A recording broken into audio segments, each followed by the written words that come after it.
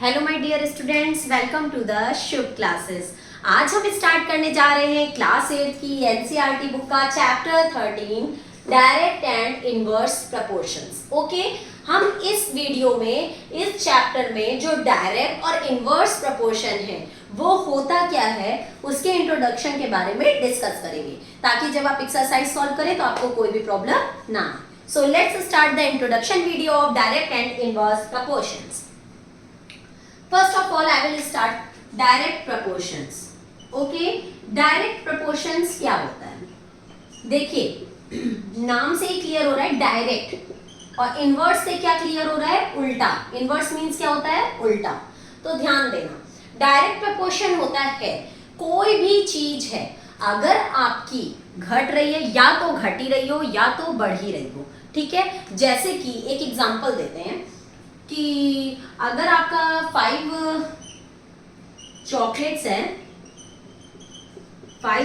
हैं जिसकी कॉस्ट है 20 रुपीज।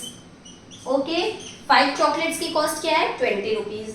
तो 10 चॉकलेट्स की कॉस्ट क्या होगी?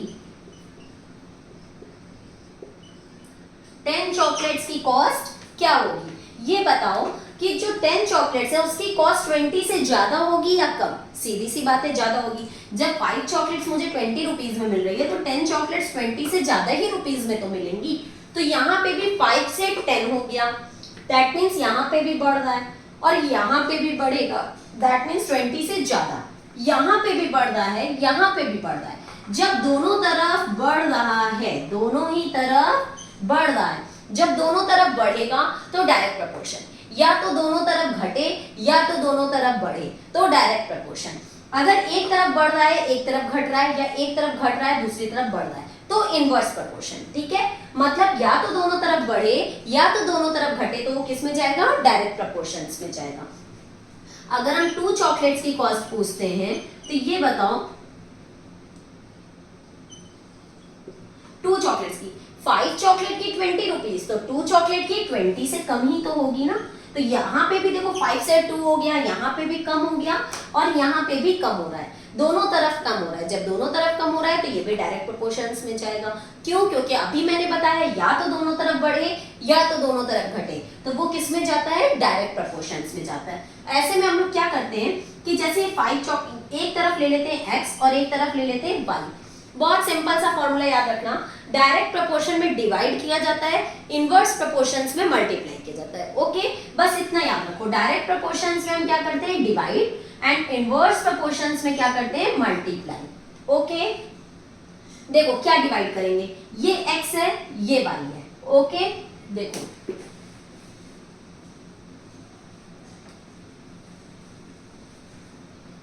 हमें 10 चॉकलेट्स की कॉस्ट निकालनी है तो हम कैसे निकालेंगे? इसमें क्या है, ये x की वैल्यू है ये y की वैल्यू है, तो मैंने क्या कहा? डिवाइड करेंगे, तो x अपॉन y कर देंगे। तो 5 अपॉन 20 सीधा सीधा 5 अपॉन 20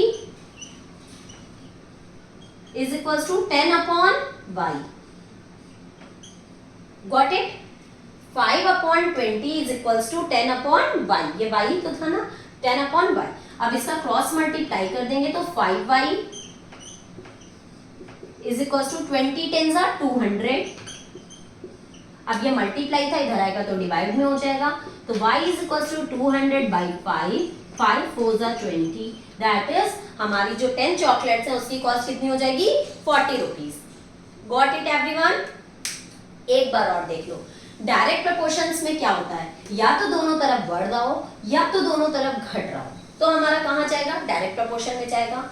जैसे यहाँ 5 चॉकलेट्स का कॉस्ट 20 रुपीज था, तो 10 चॉकलेट्स का कॉस्ट कितना होगा? सीधी सी बात है 20 से ज्यादा होगा, तो यहाँ पे भी 5 से 10 हो गया, यहाँ पे भी बढ़ रहा है और यहाँ पे भी 20 से ज्यादा प्राइस आएगा, दैट मीन्स यहाँ पे भी बढ़ रहा है। तो जब दोनों तरफ बढ़ रहा था तो हमारा डायरेक्ट प्रपोर्शन हुआ। डायरेक्ट प्रपोर्शन में हम लोग डिवाइड करते हैं, तो 5 upon 20 is equal to 10 upon y, और फिर क्रॉस मल्टीप्लाई कर देंगे तो हमें y की वैल्यू पता चल जाएगी। Got it? Next we will start inverse proportions. कभी भी आपका क्वेश्चन आएगा तो सबसे पहले उस क्वेश्चन में आप ये देखोगे कि डायरेक्ट प्रपोर्शन हो रहा है या इनवर्स प्रपोर्शन हो रहा है, और उसके अकॉर्डिंग हम फॉर्मूला लगाएंगे। इनवर्स प्रपोर्शंस में मैंने बताया कि दोनों एक तरफ घटेगा और एक तरफ बढ़ेगा। जैसे कि अगर हम कहें मेरे पास कोई फूड है, मान लो मेरे पास 5 kg राइस है, ठीक है, मेरे पास 5 kg राइस है, ठीक। मेरी फैमिली में 10 लोग रहते हैं। कितने लोग रहते हैं? 10 लोग। Person and number of days, मतलब कितने दिन में खत्म होगा। मेरी फैमिली में 10 लोग रहते हैं। अगर हम लोग 10 लोग मिलकर खा रहे हैं तो हमारा जो खाना है, मतलब हमारा जो 5 kg राइस है, ये 20 डेज चल जाता है। ओके, बहुत ध्यान से समझना, इनवर्स प्रोपोर्शन का एक एग्जांपल है। अगर हमारी फैमिली में 10 लोग हैं तो 5 kg राइस हमारा 20 डेज चल जाता है।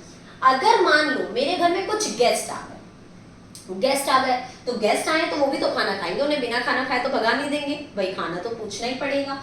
तो जब हम खाना उनसे पूछते हैं तो सीधी सी बात है, अगर वो खाएंगे तो 10 लोग अगर 20 डेज में खाते हैं तो अगर 20 लोग खाएंगे, अगर हमारे घर में खाना 20 लोग खाएंगे तो खाना जल्दी खत्म होगा या लेट में खत्म होगा? सीधी सी बात है, 10 लोग मिलकर 20 डेज में खत्म कर रहे थे, तो अगर 20 लोग खाने लग जाएंगे तो जल्दी खत्म हो जाएगा, तो यहाँ कम दिन में खत्म हो जाएगा भाई। ओके, देखो अब यहाँ देखो, यहाँ 10 से 20 हुआ, यहाँ बढ़ा, बट यहाँ पे क्या हो गया? कम हो गया। यहाँ पे क्या हुआ? कम हो गया। तो जब यहाँ कम हो रहा है, यहाँ बढ़ रहा है, तो हमारा किस में जाएगा? इनवर्स प्रोपोर्शन में। यहाँ तो बढ़ रहा है बट यहाँ घट रहा है, ठीक है, तो हमारा किस में चला जाएगा? इनवर्स प्रोपोर्शन में। और जब इनवर्स प्रोपोर्शन में जाएगा तो मैंने बताया इनवर्स प्रोपोर्शन में हम क्या करते हैं? Multiply. That means 10 into 20 is equals to 20 into y। Okay, अब देखो यहाँ मल्टीप्लाई में, इधर आएगा तो किस में हो जाएगा? डिवाइड में। तो 10 into 20 upon 20, क्योंकि मल्टीप्लाई में 20 था, इधर आया तो डिवाइड में हो गया, इज इक्वल्स टू 1। 20 कैंसिल, हमारा खाना कितने दिन में खत्म हो जाएगा? 10 डेज में खत्म हो जाएगा। अगर 10% खाते हैं तो 20 डेज में, और 20% खाएंगे तो 10 ही डेज में खत्म हो जाएगा। Any problem? ये था हमारा इनवर्स प्रोपोर्शन। बहुत ही सिंपल सा चैप्टर है, बहुत ही इजी है।